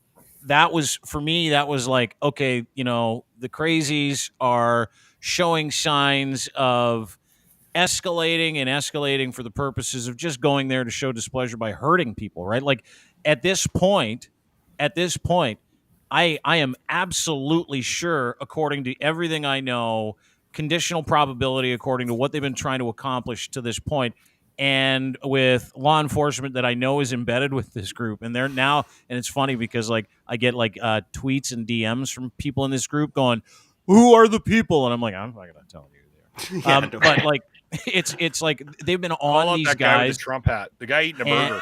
And the worst of the worst are on like watch lists. None of these. See, here's the thing: talk about life circumcision. That's a these cop guys. if I ever saw one. That's the lieutenant. Might be a cop. You don't know. But here's the thing: is that what these people don't realize is Chris Sky is their future. Adam Skelly is their future. Arthur Pawlowski is their future. I can guarantee 100%, because I know this, that a lot of these guys are already not just on radars, they're being followed by law enforcement. So I would encourage everybody in the Ottawa area, and I would encourage everybody that thinks that this is like, the end of the world, or my God, no clementines, let's rage. No clementines, insurrection time. That these people for sure are no good, for sure are mentally and delusionally compromised. But these people are in the purview of the people that matter, and they're on it. That's one of the great parts about living in this country. And I go back to what Max said to begin with, which was, and sporadically through the show, is like, we're not set up the way they are down there. We're not the same. We have checks and balances in place. And if someone decides they want to upset the fruit basket around them and they don't give two fucks about their neighbor or the greater good, there are consequences for that. We might not see them, but there are consequences. And these people that are going to have a fucking outdoor trailer park kegger at the Parliament Hill steps and apparently run me over and everybody else and stretch necks and stab people, these are all things that I've seen that have been directed at me, and I've reproduced them, and I'm happy to do it again. These people are nothing. They are just a bunch of nothings that are angry that their lives amounted to what they did because they refused to accept the way life works. It's real simple to me, and it should be simple to you. There is no truck convoy. Guys, thanks for doing this. I really appreciate it. Yeah, a lot of fun. Yeah. Thank you. Max had a good point about putting the toothpaste back in the tube, right? I mean, I don't know, and that is kind of a scary thought. I've been sort of pondering that the whole time since you said it. Like, maybe we do need this as much as you don't want to suggest this out loud, but maybe we need something that just doesn't fizzle out. You need some kind of massive fallout from this so that some of those people can get their like lives Max back. might be able. Max might be able to answer this. Is it not true that if they deem this a terrorist event, eventually anybody that donated to that GoFundMe could be liable under the act for funding terrorism? I don't think so, just because it would be like a post facto designation. Like if I donate to something and then they declare it a terrorist group, I can't go back in time and undonate, right? So I don't think the funders are going to get caught up in that. I just think it should get scrutinized, and everyone who donated should have to put their name on it and say, yes, I live in Canada and I want to support this. And I think if we did that, the number of that fundraiser would be a lot lower than it is right now. But I find it hard to believe that they're going to designate this as a terrorist group, because they're not organized enough to be terrorists. They're practicing at it. They're playing at it. They are cosplaying as like January 6th. Yeah, and I don't really know the police thing. I'll be quick about this. I live in Calgary. I've seen anti-vaxxers protest now at 3 elected officials' homes. Police haven't really done much about it. I'm a little nervous about where they are going to draw their line, and I don't think they're going to draw it soon enough. I think these people in this group are going to try to test them and try to find out how far they can go. And it would be nice if the police kind of communicated to them that that's far enough. You can go back to your homes now and go back to your crummy lives. Yeah, it's a good point. Crummy lives, because listen, Boring they're not coming all the way out here in a convoy, not showering, again, urinating in buckets, because their lives are so awesome where they live, right? Like, I mean, let's just call a spade here. Max Fawcett, the barkeep at the dive bar, Miss Sarah, misses you guys. Go home. Exactly. Go home. Max Fawcett, National Observer, at Max Fawcett on Twitter. Max, thanks for doing this. Really appreciate it. Thank you, Max. He's one of the good guys. Anytime. Big fan. Anytime. Yeah, do you mean that, or was this a terrible experience? No, anytime. I mean, I have to check with my partner, because I don't think she liked me being gone for an hour and a half. But we'll negotiate, and I'll find a way to get some more time. All right, I appreciate you, Max. Meanwhile, Great job. your kid is just shit all over. Oh yeah, the place. You got a big shit to clean up. It's been 4 hours. Absolutely. I had it coming. Thanks, buddy. Appreciate it. Talk to you soon. That is Max Fawcett, ladies and gentlemen. Caryma, we're going to get with you tomorrow. Yes, right? we are. My favorite. Yes. Caryma is going to be live. I'm on your schedule tomorrow, Caryma. I know it's Saturday, but listen, when you're grinding like we grind, there are no days off when Ashley's it comes working to tomorrow. I'm outing turd burglars. I can hear horns right now. I've seen some comments in the chat. I want to address this. I'm very hot right now. I didn't take all of this off, and I was just cozy, and now I'm melting. But it seemed weird to strip during the podcast. So I was wondering. We'll make you guys pay for that another time. I thought at any point you were just gonna run outside. This is switching directly into her OnlyFans right after the show. That's why. It's the coolest OnlyFans too, because it's all balaclavas all the time. Because I was wondering. I'm like, halfway through this, I'm like, she's got to be sweating at this. Same here. I'm like, is her glasses fogging up? I didn't want to bring attention to it because I wasn't sure what the fuck was going on. I'm a little bit awkward sometimes, and it's like, do I just, when someone's talking, and then I don't know. So anyway, I stuck it out. We're good. Don't worry about us. Should have sent a message for an ISO on somebody else for 30 seconds. Yeah, if next time that happens, just type in the private chat, take me off because I'm fucking hot in this balaclava. I like being hot. No, this is better than being cold. So you know what? I was born for this. This is fine. Right. And we're gonna see you tomorrow. Thank you for having me now. And I have a lot of stuff to post. So okay, we'll let you go do it. Thanks. Okay. Appreciate you. Thanks for everything, Caryma. All right. So you go. Thanks, Stay safe Sod. too. Shit. What do you think, boys? What do you think? The weekend, I say there are 12 arrests. 12 arrests. Over under. I'll start writing this down. Over under 30 incidents, and I say you're going to have 7 hillbilly heart attacks, and there's going to be a lot of DUIs and little crack pipes left. You got a number on the DUIs, Dean? 6. 6. Okay. So we've got 12 arrests, 30 assaults, 7 heart attacks, and 6 DUIs. And a lot of road shits. Because these guys aren't allowed to poop anywhere. Yeah, and we're not going to get that. We were talking counted, about that right? the other morning. But somebody Graham will brought report that it. Are we going to? Okay. How about over under 2 mainstream media reports of poop on the side of the road? None. There You won't don't be think any. they're going to report it? No. Oh, that's Caryma will report it for us. Speaking of mainstream media, I got to give Sean, what's his name? Sean O'Shea. Yeah, Sean O'Shea from Global credit. Yeah. He put this. Don't sound so enthusiastic, Ryan.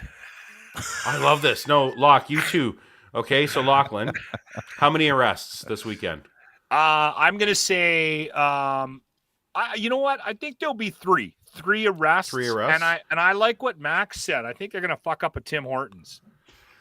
Okay, so we'll change category 2 for a mischief charge. I don't want to kid about this at all. I honestly think I really hope there's no. I mean, this is the Canadian in me. Listen, you're allowed to protest. That's the country that we live in, and we're all annoyed. We're all upset. But I hope to fuck there's no violence. Really, I really do. Me too. Yeah. Well, I hope nobody gets hurt, even though I don't agree with what they're doing, and I think a lot of it's silly, and I think there is a lot of mental illness in this group. I you know what, I know Dean alluded to it, but I think just taking a look, we'll just give you one example. Just go read Theo Fleury's Twitter. I mean, he's gone he's down not the here. QAnon path. Yeah, he right? really Like, isn't. You're right. He's not here. Not, These are he's people sick. that aren't here, right? Like it's not. Sorry, go ahead. What? He's sick. I'm just repeating that. Yeah. Yeah, no, and that's you see now we joke around and have some fun and talk about some of the weirder parts, like where are they going to poop, all that other stuff. But there's a human cost here, right? Like Theo Fleury was a great guy. No kidding. He was a hero. Jamie Saleh, I know Jamie. She was a sweetheart. I've interviewed her. She's amazing. Bubbly, funny. I liked Russell Brand in his comedy. So did and I. I like that he made a turn to philosophy and existentialism, because I have as well. That one threw me this morning. Yeah, to be honest, like that actually hurt me. They don't know what's actually going on, though, Ryan. No, they don't. They just do it. They do it because they hang on to it for attention and all that other stuff. But it's dangerous. They've equated what we're all going through, which we're all upset about, to some grander master plan, right? And it's not hard to do. If you sit down and spend a little bit of time and, hang out on YouTube for the day, you could find a path to this is all planned, that they're just trying to, I don't think control the population. Honestly, people, as a critical, like somebody that can actually think critically through things, you won't find that way, but you can see it. You can see the path to it. Yeah. I'm not saying you're going to buy in, Dean, and you're off to Ottawa this weekend. I'm saying you could. He's not leaving the couch. See, part of it, I thought about going, and to the point where I actually called someone that owns one of those trucks that's got both see-through sides, like that you drive down. And I'm like, how much to go to Ottawa and drive around the parades in like lazy boys with, a couple of joints, some coffees, and some people just documenting the shit show. And the guy's like, $1,400. I said, for the whole weekend? He's like, yeah. Holy and shit. I'm like, I'll get back to you. Like, there is still part of me that says, just pull the trigger, go I'm off first this thing in the weekend. morning, I'll and split fucking on go that. up, because like it is literally, this is like, to me, and I know that there's some real life consequences. Never been a better time in content history, in the humanity of fucking entertainment. There has never been a better time, and this is why, like, when I watch mainstream media just blow it off or treat it like, oh, there might be, I'm like, you fucking idiots are missing the click boat. Like, you're missing we have had hundreds of people watching this thing for the past hour and a half. And I'm like, it's easy. Which is why I thought Sean's was good yesterday, because he had the assholes with their shirts off and the fucking convertibles, and like he was showing the crazy. Yeah, let me play it for you here. This is fucking awesome. This is not about no mandates for truckers. It is about no mandates for all Canadians. Let me just back this up. This woman immediately gives up the goods too. Like, she's a terrible interview. She's like, this isn't even about trucker mandates. Yeah. Thanks. Watch this. This is fucking This awesome. is not about no mandates for truckers. It is about no mandates for all Canadians. Many people here are anti-vaccine. Take another booster shot. Go ahead. They don't trust the media. Why are you lying? Why are you openly lying? Why? Why are you supporting official narratives? Don't trust the federal government. He's got the biggest hoax in history going on with this virus. I won't get sick, you know why? He's safe because he's happy, this man says. 100%. Truckers joined those who arrived to lend their support for a convoy bound for Ottawa. Not a big fan of the mandates. I think they pushed it a little too far. Other truckers used different language to describe government responses to the COVID-19 pandemic. Frickin' organized crime, and use people yourself, Global News. Okay, you and your We can't go and exercise. We can't move around to restaurants. We're judged in public. Our prime minister's called us a racist and a misogynist. One by one, the protesters allege Canadians are being persecuted. Please stop saying that we are aggressive people. We are emotional because we are upset with our freedoms being taken away, and then you coming and being condescending towards us. Police stood back as protesters put their views on full display, doubting one after another scientific fact and claiming their view is the right one. Stop it. Canadians deserve better. And you guys need to, shame on you. You need to shame. So you get a sense of what this protest was all about. Racism. That was my favorite part. You see that woman? She's like, "Stop calling us racist." I'm like, "How about this guy doing the Heil Hitler in the full German regalia with you guys on the side of the road?" I'm like, "You're fucking all racist. How about the fucking Confederate flags on the back of these trucks? American flags on the back of these trucks?" Yeah, that's right. Winnipeg. Dude, that was fucking perfect. That was like, well, I don't understand why other news organizations don't do those kinds of pieces where you're like, here, let's just turn on the camera and we'll cut something together and show you what these people do. Like, Sean didn't do anything there. He was just like, this guy said this guy said that. And they That's all the took easiest all the streeter rope he's and ever they done. hung themselves. Oh, fuck, dude. If I was on the radio, I would do this every day. Well, if you I would listen have to the 10 interns. I'd put them in harm's way for free. I don't think they allow that anymore. I'd figure it out. No, Play the there's no rest such of this thing though. as Let him interns finish anymore. what he's saying because you'll hear what happened to them while they were Oh, there. are you deciding the content now? Yeah. It's kind of like going to a party that you weren't really invited to. One Canadian press photographer said he was shoved and spat upon by protesters, but no arrests. Yeah, that protest. Thanks, Brian. I was just joking about you deciding. It's just a funny thing. That CP photographer that got spit on. His name's Frank Gunn. It was his birthday yesterday. Talked to him. Poor I'm like, guy. how'd it go? He's like, dude, it is nuts out there. I'm Happy like, birthday. give yourself Well, the that's gift why of a I'm- birthday shower. That's why I'm hoping nobody gets hurt, right? Like, I mean, that needs to be said out loud. People are really wound up right now. Like, they're really, really wound up, and you know what? I don't know what the answer is. They've done it to themselves. Like, what? How much can we take on? You know what? As Though there normal are some people in there are some innocent bystanders there, and I'll that guy give you, that one trucker. I'll give you that. You're right. That one trucker that they said, hey, I think they've pushed it too far. That was the most rational person in that video, where he was just like a trucker coming through, going, yeah, I don't agree with this, but he's still fucking driving his truck, driving down the road. He might have just been. He might have just been in the because he had to get to Walmart with a load, right? Who knows? Listen, the thing that I've and again, Dean said something to me the other day when we had a little heart to heart, and I drank a bunch of beers. He said, "You know what, Locke?"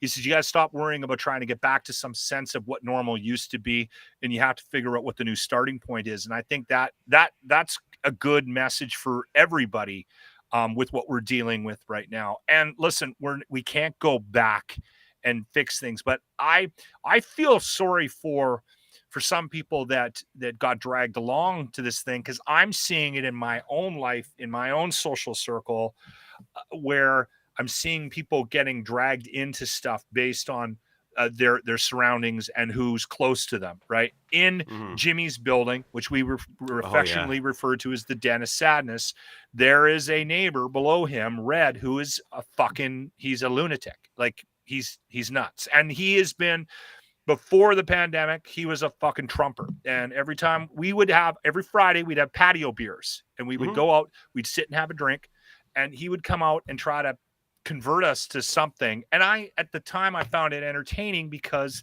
I'm like, you're in Canada, buddy, what the fuck's wrong with you? And I challenged him on a lot of his opinions, and now he went full on QAnon, full on ivermectin, full on the media is the virus. He's got a sticker on his fucking car that says the media is a virus. Now the landlady there is, I swear to God, she is 108 fucking years old. If she gets COVID, she's gonna die. Like she's gonna die. You told us last time that we were talking about her, she was 80, and then the other time you said she was 85, and now she's 109. Dean, 108. this morning she was 210 on the locker room. All right. Just so you know. Anyway, so this poor dumb woman who is the landlady in Jimmy's building, like, is when Jimmy got COVID, put a note underneath of his door telling him to gargle with salt water, and that would help. Yeah, nice. Like, she's nuts. Yeah, but she's trying. But Red's hold it, in her like, ear, but some of these people legitimately want vaccine. Yeah, but some of these people legitimately want, like, and that's kind of like the thing that keeps them around, right? Is the co-opting of words like freedom and tyranny, and then they come around and they look like they care so much, because when you're like drinking and you shouldn't be drinking, like you're like, fuck, I need to justify my drinking, I need someone else to drink with me, because then I'll feel better about being wasted on a Thursday, Wednesday, Tuesday, whatever the situation is. It's like misery loves company, and misery in this case doesn't love it. They need it. They need company, and so what they do is they do shit like that. And again, not our problem. Like, you say you feel sorry for these people that are roped into it. I kind of do, but like I said yesterday, 35 million people in this country, 1,200 delusional lunatics in this convoy. Not bad. Like, I mean, that's a pretty decent ratio, right? 35 million people, and only 1,200 are domestic terrorists. Not a bad deal. Check in with family.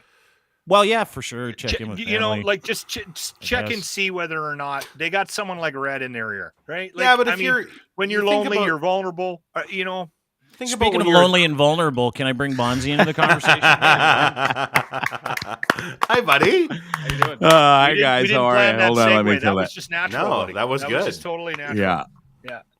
Again, I did that. Great show, guys. No, I just wanted to come on and say great show and happy Friday to everybody. And that's it.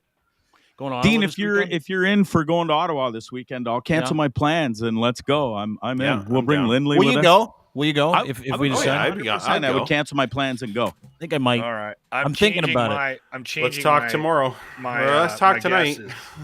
There will be violence. I think if Bonds and I went with Lynn, so Lynn's like about 6'5", a good 250, 260. Bonzi's crazy. Like you're a pretty good clip insane. too. There, he doesn't Blundell. feel pain. You're okay. I'm a big You can cat. hold your own. I've swung a few. I'm not scared. No, I'm not going to fight. Not scared either. I would love to go there and legitimately watch. It would be like being at the zoo. If the zoo was like, hey, this is a zoo where normal people can come and look at like society's worst. I'd be like, you can tap on the glass and nothing's going to hurt you. Yeah. I would do this on the glass. Yeah, you'd take like a $10 bill and you'd run along the plexiglass, and then you'd run back, or you'd take like a little bit of meth in a baggie and you run it along the plexiglass, or the Charter of Rights and Freedoms. Watch their heads explode, show it to them. Here's the Charter of Rights and Freedoms. No, that's a lot of big words. Oh shit. Anyway, Bonds, big show tonight. Yeah, big show tonight. I'm looking forward to it. I guess we kind of ended on a sad note. Last one, I did a nice eulogy you left me to hanging my. So bad, you bastard. Sorry, bud. I was doing a-okay, and then I gave a nice eulogy, and I broke down at the end. I lost it, and I had to just fucking. fumble fucked around and finally hit ended. It was a disaster of an ending, but I thought it was a nice eulogy to my buddy. And listen, we got a great show lined up tonight. A bunch of crazy videos. Definitely going to win people some money because my NFL picks, especially in the playoffs, have been horrendous. So whatever I pick tonight, folks, just pick the okay. opposite. I was just ready to wave the bullshit flag.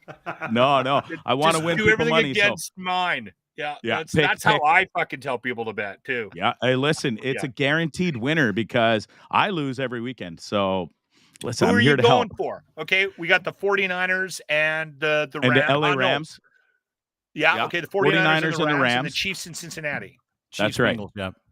I'm going to go out on a limb and say Cincinnati's going to ride the Cinderella train and beat Kansas City, and I'm going to go with LA over the 49ers. LA over the 49ers, Chiefs over the Bengals. Chiefs. Bengals offensive line sucks ass. Opposite on that. Kansas City's defense was atrocious last week against Buffalo. I'm not sure if but you're paying give attention. Buffalo a little credit, dude. Give Josh Allen credit. Yeah, he fucking was and they do have Patrick Mahomes, but still, I think Cincinnati might keep riding this Cinderella story they got going on. All right. Well, I appreciate it, buddy. I'm looking forward to the show tonight. Yeah, Bonzi Live. Tripping with Bonzi is where you can find him on YouTube. Love you, brother. I'll see you tonight. Love you. Let's talk. Let's head up to Ottawa with the crazies. Yeah, I'll call you after the show. All right, bud. That is Bye, an guys. See awful ya. idea. All the way around, that's an awful idea. You guys, someone will recognize you and you're going to get beat up, or that someone's going to try to drive the truck over you or something, or someone's going to try to take one of those Canadian flags poles, shove it up your ass. Shove it up my ass. Yeah. I knew that's where that flagpole was going, up my ass. As soon as you're like, take a flagpole, I'm like, it's going in my anus, isn't it? And you're like, up your ass. That was a good one today, Dean. What What happened to Lindley is all of a sudden back. No. Hey, Ryan, we we're can't hear done. you again. We'll talk to you tomorrow. All right, that was a good one. Hey, you have a good weekend. Can I ask you a question? Absolutely. Before we go, this is a serious question. Do you feel like you understand what's happening, not just with this, but did you get, because I did, that's why I wanted to have Max and Caryma on, texture from Ottawa, but then have a guy on that follows the movement, helps you understand it. Do you feel a little bit better about that today? I really like Max because Max has this this ability to break things down. He's clearly smart and thinks above the rest of us, but he actually has a way of making things and piecing things together, and he said some very, very, very interesting things, stuff that I'll think about. My confusion with this whole thing wasn't about whether or not there was crazies involved or any of it. It was there seemed to be a lot of people telling me on the show that this was real and it had to be reported on. And then I was coming, like I told you already, we don't need to go down this path again. I was very confused about what the fuck it was, because there's no real point to it. And no one's, we're going to Ottawa to do this. I mean, we're going to Ottawa because we're angry about this. Freedom. We're going to, it didn't seem to have any real structure to it. And then when I heard it was real, then it wasn't real. And then, why aren't you reporting on this? Are you just fucking part of the mainstream media? That was really starting to bother me this week, right? Mm-hmm. Also, and I've said it already, this week, with you telling me that, you know what, let's find a new starting point, something to build on, as opposed to worrying so much about getting back to some semblance of normalcy. That definitely has got me rethinking about my role in this thing moving forward, right? Mm-hmm.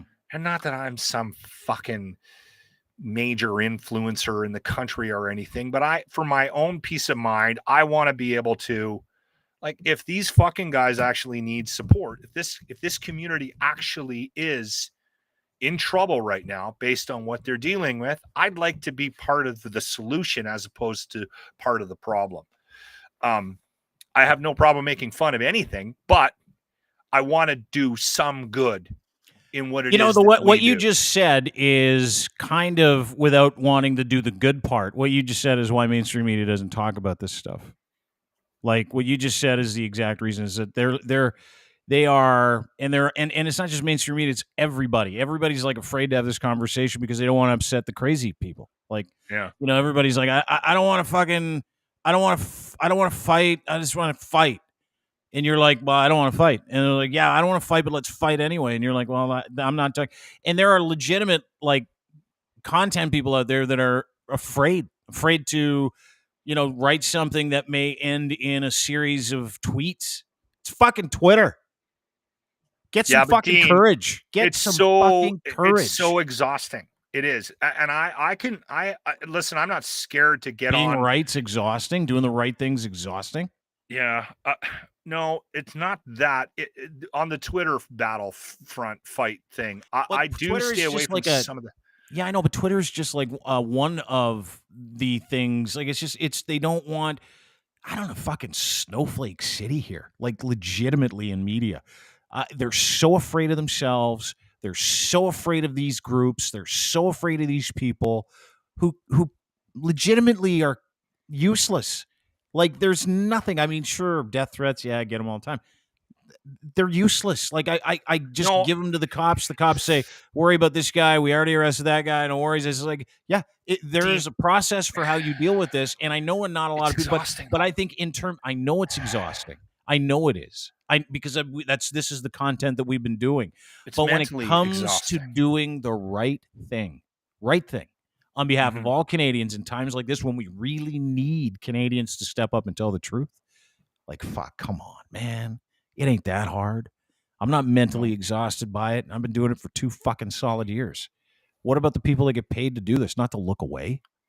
Like, these are white supremacists that are going to Ottawa that have a country, kind of, not me, in fear of retribution, that you might upset a fucking racist from Prince George or Drumheller or, I don't know, fucking Portage La Prairie. Like, are you fucking joking? Here's the other thing that's conflicting for me is and it's why I've sort of been trying to listen more than. That's not even fair to say that. That I should be honest. I do a lot of talking too, but Jamie, I love how you catch yourself. You're the only person I know that catches himself in a lie, calls himself a liar, and then just starts talking about something else. Oh, fuck, that's awesome. Jamie Soleil, have you met her? Yep, several times. She's 5'4". She's just a beautiful young lady, and she's sucked into this thing. I know so many people that have extreme views of the world that we live in right now, Dean, that it's throwing me for a loop. Yeah. So but you got to settle on what you know. I have family members. Right. I have like my mother is being dragged into this, right? Yeah. Saying things, using some of the catchphrases and things that they're using to describe what we're going through right now. I end up in yelling matches with my mom on the phone. I don't talk to her much, but and all of this is that's, I'm not bothered by being locked down. I'm not overly anxious about what's happened to me because I had to get vaccinated. I don't really care about having to show my ID to get into, to go have breakfast somewhere. None of that has been bothering me. It's the division and what I've seen, what we're going through due to other people. It is what I'm dealing with, and it's what I'm struggling with, and it's why I know, but they all have their own ability to make their own decisions, reason, judgment, all that stuff, and that's the difference. Is that, and I got to allow that. The 90% has judgment, able to reason. 10% does not. When you lose the ability to reason in most countries, and you lose the ability to navigate objective reality, you get to sit in a room with a jacket that wraps up around your back, and it's white. Yeah. And you go back and forth in a padded room because you're not. That's who we're dealing with here. So, whatever. Not everybody though, right? Not everybody. A lot of people are buying into a lot of the extreme views that are out there, and they're not full on fucking lunatics. They're not full on fucking racist. They're not full on, in this some convoy? of them are vaccinated. Are you talking about in this convoy? I'm talking about like there's a lot of people that are not in the convoy that support it, that didn't get in their truck and drive to Ottawa, Dean. And they're on Facebook and they have jobs. But we've pointed out why. Like, dude, we pointed out why. It's because guys like Joe Rogan tell everybody it's happening.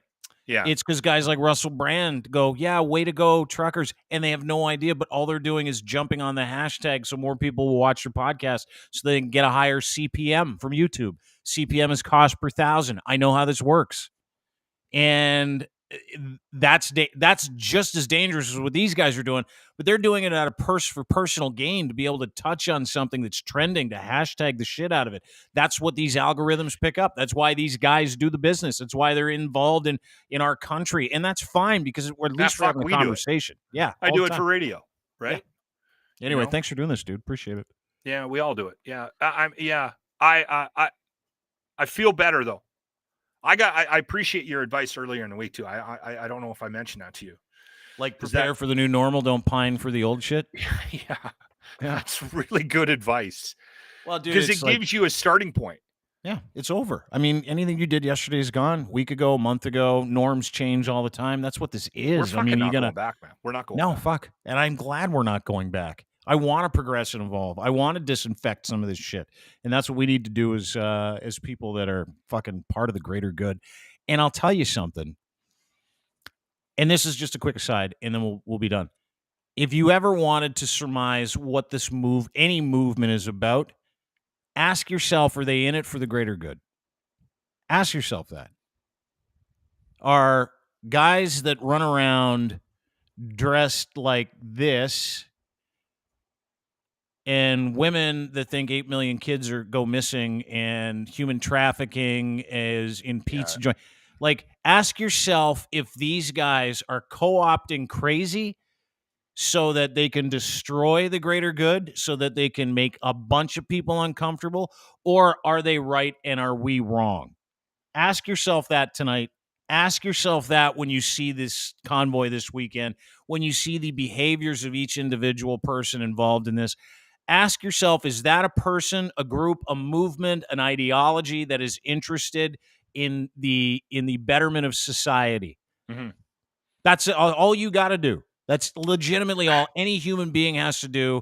And then you can draw your conclusions as to whether or not these people are patriotic or whether or not they're legitimately delusional, mentally incapacitated and compromised individuals who are legitimately part of a white supremacist group of losers that are going from one part of the country to the other because they're losers and they know it and they want to fight the loser tag.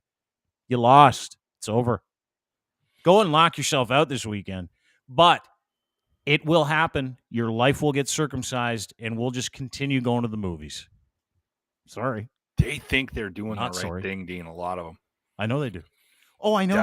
That's what makes this ironic. It's not the right word. That's what makes it awesome. Crazy. It's what makes the division crazy. It makes and I'm just here to document it. I'm just here for the content, to be honest with you, Locke. Make the world a bit of a better place as we go. Hey, listen, brother, you have a great weekend. Lock and Cross, 95.7 Cruise FM on Monday. Edmonton. Back on Monday at Lock and Cross on Twitter. Follow him. Thanks, brother. Have a great day. We'll talk to you soon. Thanks, everybody, for being part of the show. We appreciate it. Don't forget, you can find us at deanblundell.com. Sign up for a newsletter there. Fully expect to be doxxed by the end of the afternoon. However, I live my life online, and no one can take that away from me, and I am not compromised. So it's one of those things. Listen, when you've been canceled and you tell everybody about everything you ever did, you take the bullets at everybody's gun. Think about it. It's a good one. Anyway, this is me saying I don't care. And thanks to our friends over at Ed's Fine Imports, where you can get Gitch, Gitch, for the fellas. Gitch, pouch in the front, boxer briefs, luxury branded underwear. You can get them at edsfineimports.com. Gitch3 is your promo code. Tell him I sent you. He'll maybe send you like a pair of socks on the side or something like that. He's a good guy. Also, our friends at Domination, DMNTN.com, Domination.com for people that do content. It's software that you use. It saves you hours. 72 pieces of content from one file. This podcast, you feed it in. 5 minutes later, you got 72 promos, varying lengths. You don't have to do anything. It's awesome.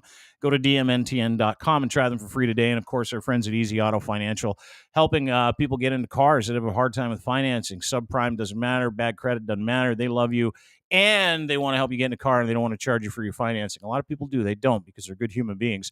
Go to easyautofinancial.ca today for more details. That's it for us. Figured I'd go out with the last honest racist in Canada, who's part of the Convoy, who also shared with us exactly why these guys are going to Ottawa. They want more white babies. Have a great day. Bye. Now, what it is the part of the depopulation.